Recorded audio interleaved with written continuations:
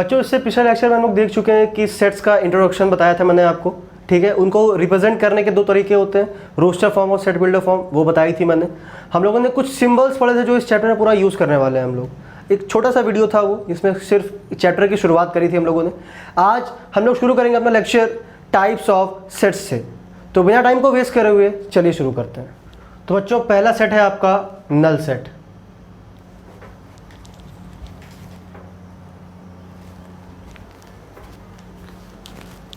If no elements are present in the set is known as a null set, ठीक है ना।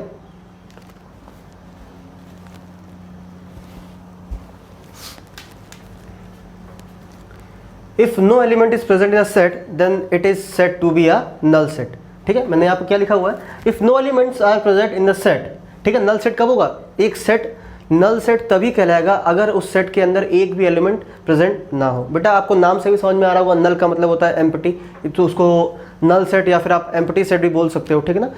एक ऐसा सेट जिसके अंदर कोई भी एलिमेंट ना हो, ठीक है। अब ये कैसा सेट हो सकते हैं, मैंने एग्जाम्पल लिखे हैं दो यहाँ पे। Set of odd numbers divided by 2, ये एक नल सेट होगा। क्यों, क्योंकि बेटा ऐसा कोई ऑड नंबर होता ही नहीं है जो 2 से डिवाइड हो जाए, ठीक है ना। क्योंकि अगर वो 2 से डिवाइड हो जाएगा तो वो इवन नंबर कहलाएगा, ठीक। तो ये एक नल सेट होने वाला है, ठीक है। बेटा एक और चीज़ यहाँ पर लिखा है मैंने, डिनोटेड बाय एम्प्टी ब्रेसेस, ठीक है। नल सेट को हम लोग इस तरीके से डिनोट करते हैं एम्प्टी ब्रेसेस के साथ, या फिर कभी कभी इसको हम लोग फाई से भी रिप्रेजेंट करते हैं, ठीक है ना। दूसरा एग्जांपल देखते हैं। दूसरा एग्जांपल देखो, मैंने आपको पढ़ाया था कल कैसे कैसे रिप्रेजेंट करते हैं। तो ये सेट बिल्डर फॉर्म है, दिख रहा होगा आपको, है कि नहीं। तो क्या है, v is equals to basis of y such that y is a point common to any two parallel lines। क्या है, y एक ऐसा पॉइंट है जो दो पैरेलल लाइंस के बीच में कॉमन है। तो आप ध्यान से सोचो, क्या कभी दो पैरेलल लाइंस के बीच में कोई पॉइंट कॉमन हो सकता है? क्योंकि जब वो कभी इंटरसेक्ट करेंगी ही नहीं तो फिर उनके बीच में कोई कॉमन पॉइंट कहाँ से आएगा, ठीक है। पैरेलल लाइंस क्या होती हैं, जो कभी भी इंटरसेक्ट ना करें, है कि नहीं। तो वही ये बोल रहा है। तो ये क्या होगा, एक तरीके से ये एक हो गया नल सेट। क्यों, क्योंकि कभी कोई ऐसी कंडीशन पैदा होने वाली ही नहीं है, कभी भी दो पैरेलल लाइंस के बीच में कोई भी कॉमन पॉइंट्स नहीं आ सकता है। तो ये था आपका नल सेट। बच्चों अगला है हमारा फाइनाइट और इनफाइनाइट सेट। बेटा देखो इसके नाम से आपको समझ में आ रहा है ये होता क्या है। फाइनाइट सेट मतलब बेटा एक ऐसा सेट जिसके अंदर फाइनाइट वैल्यूज़ हो, ठीक है ना। और इनफाइनाइट सेट जिसके अंदर इनफाइनाइट वैल्यूज़ हो, ठीक है, जिसका आपको पता ना हो। तो इसका मैंने डेफिनेशन नहीं लिखा है, मैं सीधे एग्जांपल बता दिया हूँ 2-3 आपको। जैसे कि null set is a finite set. Null set एक फाइनाइट सेट होता है। कैसे, बेटा देखो नल सेट क्या है, नल सेट मतलब एक भी वैल्यू नहीं है, मतलब हमको पता है उसमें एक भी वैल्यू नहीं है। तो ऑब्वियस सी बात है, तो उसको ऐसे डिनोट कर दो तो दिख पा रहा है वो फाइनाइट हो गया, मतलब आप काउंट कर पा रहे हो उसको, ठीक है। तो null set is a finite set, ठीक है ना। अगला ऑप्शन देखो क्या है, अगला एग्जाम्पल मेरा ये क्या लिखा हुआ है, x is equals to x such that x is a vowel, such that x is a vowel. अब बेटा ये फाइनाइट सेट हो गया। कैसे फाइनाइट सेट हो गया, आपको पता है वोवेल सिर्फ 5 होते हैं, A-E-I-O-U, उससे बाहर कोई वैल्यू नहीं आने वाली है, सिर्फ 5 वैल्यूज है, ठीक है ना। तो ये क्या हो गया, ये एक फाइनाइट सेट है, ठीक है ना। अगला देखते हैं, अगला क्या है, ये s is equals to x such that x belongs to r, ठीक है ना। r मतलब क्या है, यहाँ पे r का मतलब होता है रियल नंबर्स। मैंने आपको सिंबॉलिक फॉर्म में जब लिखाया सिंबल्स मैंने, तो वहाँ पे बताया था आपको कि r क्या होता है, n क्या होता है, w क्या होता है, i क्या होता है, ठीक है ना।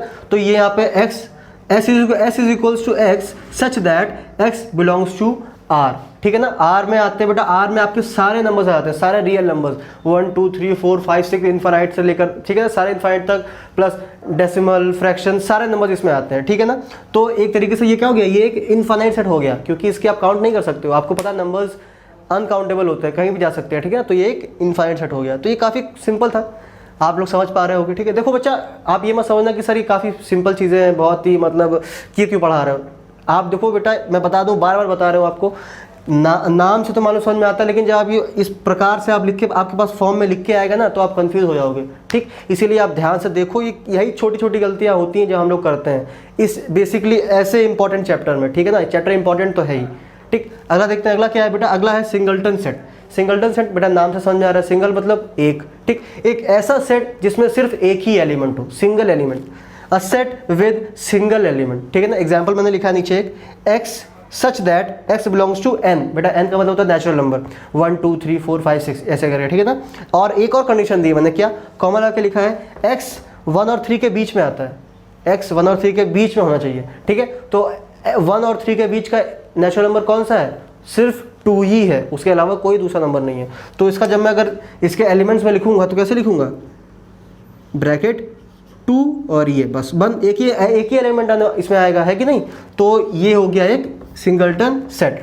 ये था एग्जांपल सिंगलटन सेट का, ठीक है। इस प्रकार से होता है, ठीक है। कुछ देखो, अब दोबारा बता दूं, इसको पढ़ पा रहे होगे क्या लिखा हुआ है? ये होता है एक्स, एक रिप्रेजेंटेटिव लेते हैं हम लोग, ठीक है ना। एक रिप्रेजेंट जो एक पूरी जनसंख्या को जो एक रिप्रेजेंटेबल होता है ना, जैसे हम लोग बोले, अगर आम भाषा में बोले तो ये होता है रिप्रेजेंटेटिव, ठीक है ना। ये होता है सच दैट का साइन, ठीक। ये होता है बिलोंग्स टू का साइन, और ये लेस देन ग्रेटर देन तो आपको पता ही है, ठीक। और ये n मतलब नेचुरल नंबर्स।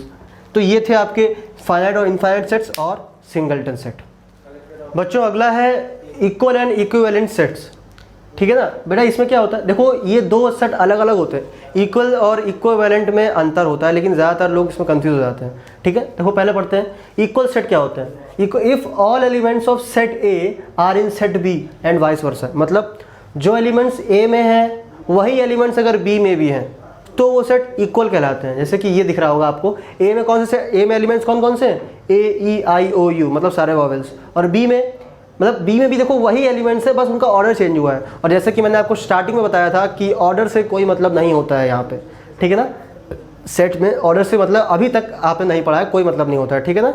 ऑर्डर पेयर एक और चीज़ होती है, वो हम लोग आगे पढ़ेंगे, लेकिन अभी कुछ नहीं पढ़ा तो उससे आपको मतलब नहीं है, ठीक है। अभी आप ये याद रखो कि ऑर्डर से कोई मतलब नहीं होता है। तो ए और बी यहाँ पे इक्वल सेट्स है, क्यों बेटा? सेम एलिमेंट है, ठीक, उतने ही एलिमेंट है। मतलब देखो यहाँ पे भी ए है तो यहाँ पे भी ए है, यहाँ पे भी ई है तो यहाँ पे भी ई है, मतलब सेम एलिमेंट्स है। तो यहाँ पर set A is equals to set B बोलेंगे हम लोग। Set A is equals to set B, ठीक है ना। अब दूसरा देखते हैं बेटा, if number of elements in set A and set B are same. बेटा ये होता है इक्विवेलेंट सेट। ध्यान से देखो यहाँ पे क्या लिख रहा हूँ मैं, एक चीज़ देखो, इफ नंबर ऑफ एलिमेंट्स, ठीक है ना, मतलब नंबर ऑफ एलिमेंट्स से मतलब है हमको यहाँ पे कि गिनती, काउंटिंग कितनी है। जैसे कि आप देख पा रहे होगे, सेट ए मेरे पास है 1 2 3, ठीक है, और सेट बी है मेरे पास ए बी सी।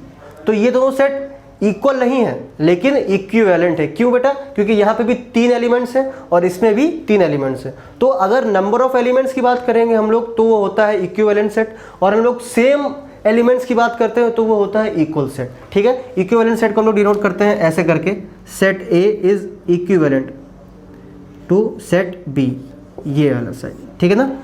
तो ये होता है अंतर इक्वल और इक्विवेलेंट सेट में। बेटा एक और चीज़ आपको बतानी थी हमको, कार्डिनल नंबर्स। कार्डिनल नंबर्स, ठीक है ना बेटा, ये छोटा सा चीज़ है, कार्डिनल नंबर्स, ठीक है ना बेटा। ये होता क्या है, किसी भी सेट में कितने एलिमेंट्स हैं, किसी भी सेट में कितने एलिमेंट्स हैं उनको उसका कार्डिनल नंबर बोला जाता है। जैसे कि मेरे पास यहाँ पे एक सेट है a इज इक्वल टू 1 2 3, तो इसका कार्डिनल नंबर क्या होगा? 3। क्यों? क्योंकि इसमें 3 एलिमेंट्स हैं। बी सेट दिया गया हमको इक्वल्स टू में ए बी सी, इसका कार्डिनल नंबर क्या होगा? 3। क्यों? क्योंकि इसमें 3 एलिमेंट्स हैं, ठीक है। और बेटा एक और चीज़ आप देखो, यहाँ से एक और चीज़ आप अगर सोचो ध्यान से, तो कार्डिनल नंबर सिर्फ फाइनाइट नंबर्स का ही होता है। क्यों? क्योंकि बेटा फाइनाइट सेट्स का ही होता है। क्यों? क्योंकि बेटा फाइनाइट सेट में ही आप काउंट कर सकते हो कि कितने एलिमेंट्स उसमें हैं, इनफाइनाइट में आप काउंट नहीं कर सकते हो, ठीक है ना। तो कार्डिनल नंबर हमेशा फाइनाइट सेट में होते हैं, ये पॉइंट नंबर 1। और कार्डिनल नंबर होता क्या है? कार्डिनल नंबर होता है number of elements present in the set, number of elements present in the set, ठीक है ना।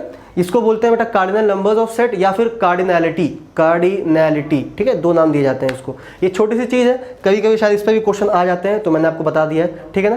तो अब देखते हैं अगला सेट। बेटा अगला सेट है हमारा यूनिवर्सल सेट। यूनिवर्सल सेट क्या मतलब, काफ़ी अच्छा, मतलब एक तरीके से इंटरेस्टिंग सेट है। कैसे? देखो पढ़ते हैं डेफिनेशन पहले। A set that contains all sets in the given context is known as universal set. क्या बोला मैंने? A set that contains all sets in the given context, मतलब बेटा आपके पास जो भी इंफॉर्मेशन है, मैं अच्छा चलो एग्जांपल से समझाते हैं। एग्जांपल मेरे पास 3 सेट्स गिवन है ऑलरेडी, ठीक है ना, ए बी सी, जिसकी वैल्यूज हैं, मतलब जिसके एलिमेंट्स है 1 2 3, बी के 2 4 5 6 और सी का 1 3 5 7, ठीक है ना। तो बेटा यूनिवर्सल सेट एक ऐसा सेट होता है जिसमें ये सारे नंबर्स इंक्लूडेड होंगे, ठीक है ना। मतलब कि यूनिवर्सल से, अगर मैं इसका यूनिवर्सल सेट बनाऊं तो कुछ ऐसा आएगा। यूनिवर्सल सेट को बेटा यू से डिनोट करते हैं हम लोग, ठीक है ना, यू से डिनोट करते हैं। और देखो मतलब एक तरीके से बोला जाए तो आप बोल सकते हो कि यूनिवर्सल सेट शर्मा जी का बेटा होता है। ठीक है ना, शर्मा जी का बेटा कैसे, ऐसा आप लोग ने मतलब सुना होगा ना कि वो देखो शर्मा जी का बेटे के 90% आए, तो मतलब एक तरीके से शर्मा जी का बेटा वो एक इंसान होता है जिसके पास सारी खूबियाँ होती हैं, जो आपके पास है वो भी और जो आपके पास नहीं है वो भी। ठीक है ना, तो मैथमेटिक्स का शर्मा जी का बेटा यूनिवर्सल सेट होता है क्योंकि इसके पास सारी खूबियाँ होती हैं। जैसे कि सेट ए के पास 1 2 3 है, सेट बी के पास 2 4 5 6 है, सेट सी के पास 1 3 5 7 है। तो यूनिवर्सल सेट जो है हमारा वो है हमारा शर्मा जी का बेटा, उसके पास ये सारे एलिमेंट्स हैं। वो आएगा भाई देख तेरे पास इतना ही है, तेरे पास इतना ही है, तेरे पास इतना ही है, मुझे देख मेरे पास सारे के सारे हैं। कैसे, तो यूनिवर्सल सेट कैसे बनेगा, ये जितने भी एलिमेंट्स दिख रहे हैं आपको ना, ये सारे के सारे एलिमेंट्स यूनिवर्सल सेट में आने वाले हैं। तो कैसे लिखेंगे हम, 1 2 3 है ना, तो पहले 1 2 3 तो इसमें आएगा ही आएगा। ठीक है ना, अब यहाँ पे 2 4 5 6 बच्चा मैं बता चुका हूँ आपको कि जब हम लोग सेट के अंदर एलिमेंट्स लिखते हैं तो रिपीटेड वैल्यू नहीं लेते हैं।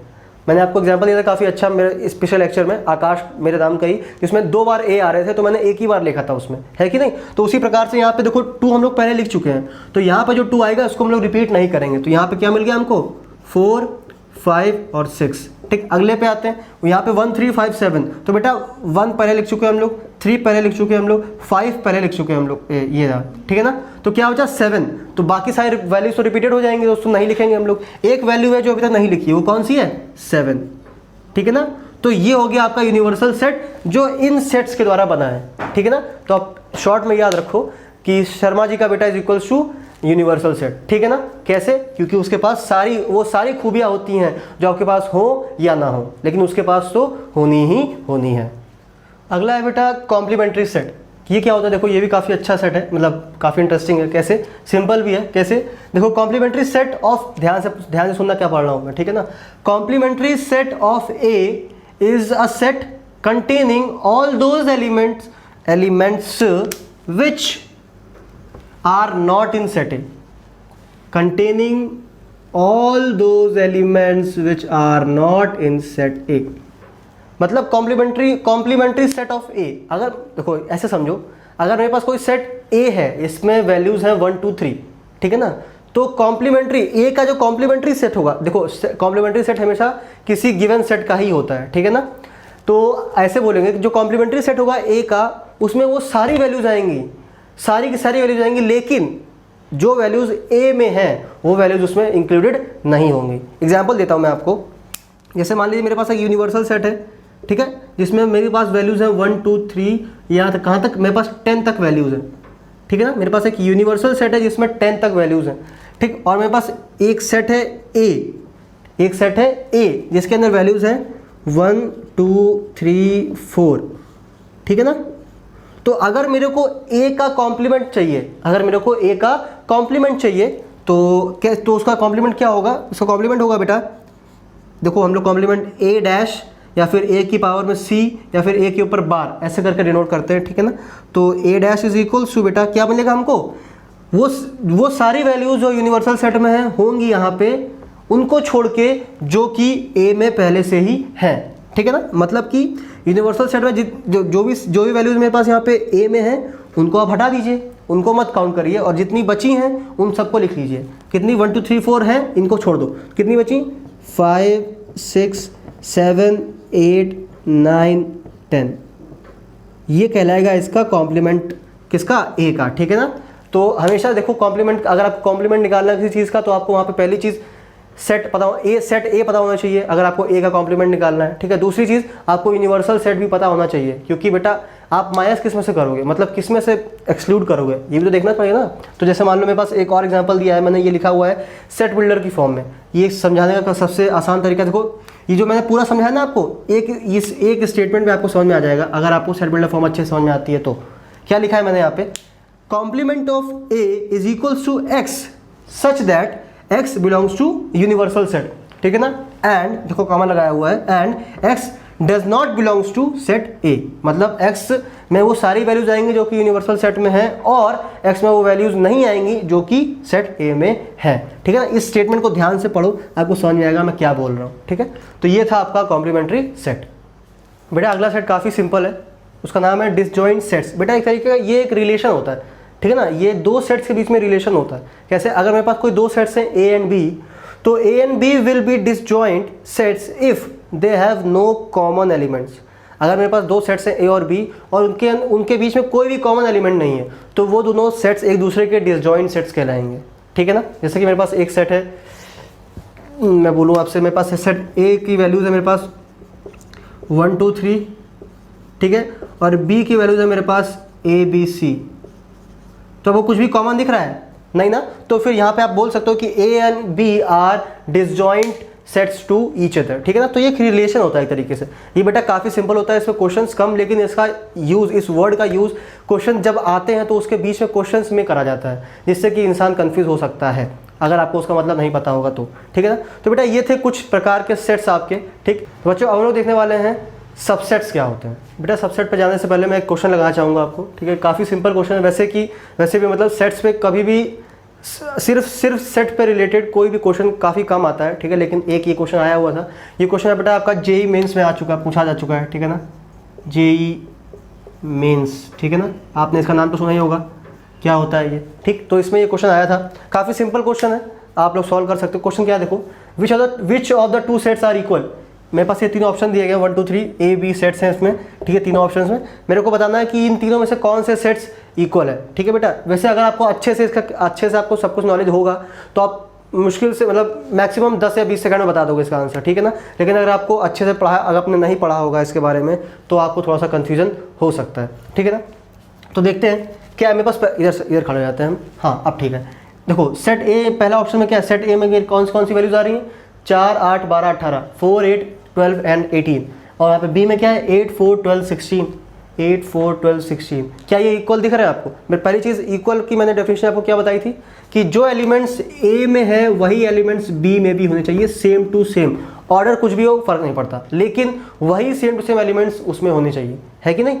तो वो ये होती है डेफिनेशन। आप देखो क्या है, पहला ऑप्शन तो मेरा कैंसिल हो गया, क्यों बेटा, 8 4 12 तो है मान लिया मैंने, लेकिन इसमें 18 है, यहाँ पे 16 है जो कि इक्वल नहीं है, ठीक है ना। तो पहला ऑप्शन कैंसिल, ठीक है ना। दूसरे पे आते हैं, ए इक्वल्स टू है मेरा 2 4 6 8 10, ठीक है ना, और बी सेट है मेरा x such that x is a positive integer and x is less than equals to 10। बेटा इसमें मेरे को थोड़ा सा लग रहा है कि इक्वल हो सकते हैं। कैसे कि आप पहले इसके एलिमेंट्स लिखो, ये जो मेरे पास सेट बी दिया गया उसके एलिमेंट्स तो लिखते हैं पहले, क्या क्या है, फिर क्या दिया गया हमको, x is a positive integer and less than equals to 10।